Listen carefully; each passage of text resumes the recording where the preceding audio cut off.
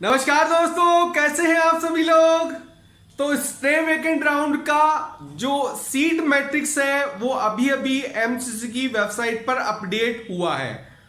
तो अच्छी खासी सीटें आई हैं। हम लोग मान कर चल रहे थे 300 350 सीट के करीब वैकेंट आएगी सभी कैटेगरियों की मिला के, लेकिन यहां पर 473 टोटल सीटें वैकेंट आई है। मैं केवल और केवल गवर्नमेंट मेडिकल कॉलेजों की बात कर रहा हूं। अगर आप टोटल सीटें डीम्ड की भी जोड़ दें तो वो लगभग 677 सीटें आई हैं, लेकिन हम केवल गवर्नमेंट सीटों की बात करते हैं तो वो है 473। टोटल वैकेंट सीट है 473, जिसको मैं आपको कैटेगरी वाइज समझा देता हूं। जनरल ओपन कैटेगरी की जो टोटल सीटें वैकेंट आई है all India counselling stay vacant round के लिए वो है 207। 207 टोटल सीट वैकेंट है ओपन कैटेगरी के लिए, जनरल कैटेगरी के लिए। ईडब्ल्यूएस की बात करें तो 34 सीट वैकेंट है स्टे वेकेंट राउंड के लिए। बात करें ओबीसी की तो ओबीसी के लिए 109 टोटल वैकेंट सीट है स्टे वेकेंट राउंड के लिए।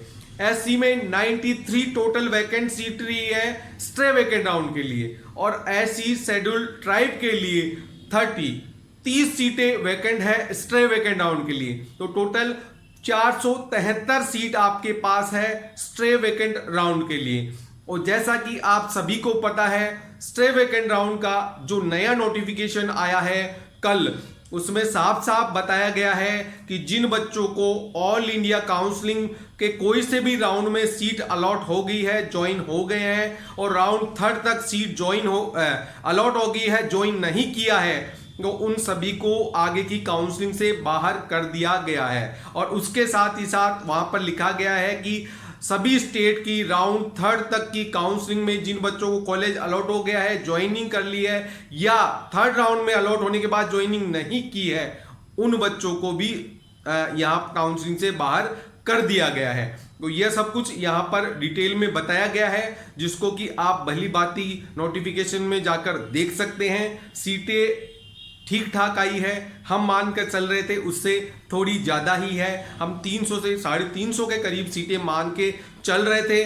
कट ऑफ में कितना इजाफा होगा उसके लिए कल आपके लिए एक सेपरेट वीडियो में लेके आऊँगा, जिसमें आपकी कैटेगरी वाइज कट ऑफ आपको बताएंगे कि यहाँ तक आपका स्टे वेकेंट राउंड का कट ऑफ जा सकता है।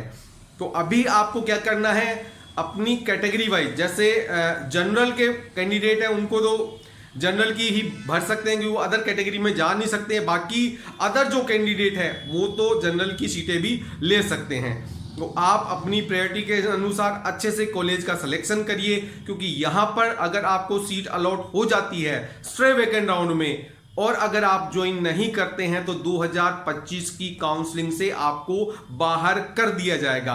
तो वही कॉलेज भरे जो आप ज्वाइन कर सकते हैं। जहां आपको नहीं जाना है, कॉलेज नहीं ज्वाइन करनी है, आप दोबारा तैयारी कर रहे हैं, तो आपको इस चीज का विशेष ध्यान रखना है कि कॉलेजों की चॉइस अच्छे से करें, ठीक से करें। अगर आपको कहीं ना कहीं कॉलेज लेना ही है तो आप पूरी चॉइसों को फील करें। ये तरीका आप अच्छे से अपना सकते हैं स्टे वेकेंट राउंड के लिए। तो इस वीडियो में इतना ही। होप अगर आपके मन में फिर भी कोई डाउट है तो आप वीडियो के डिस्क्रिप्शन में मेरे से कमेंट करके पूछ सकते हैं। धन्यवाद।